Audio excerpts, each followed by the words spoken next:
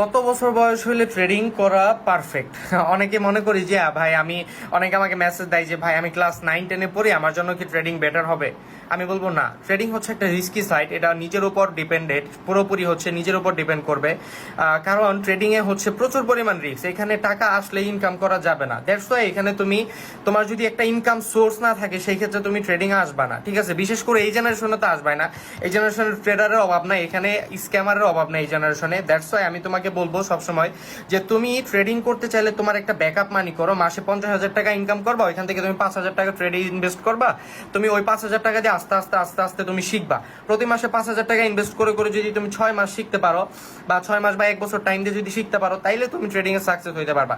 তবে 18 বছরের নিচে যারা আছি তারা আমরা মানুষের টাকা দেখে আমরা ট্রেডিং আসতে চাই, কিন্তু এগুলো ঠিক না। ট্রেডিং খুবই রিস্কি একটা সাইট। ট্রেডিং এ ওয়ার্ল্ডের ভিতরে যদি কোনো বিজনেস ধরেন তাহলে ট্রেডিং সাইটটা অনেক রিস্ক।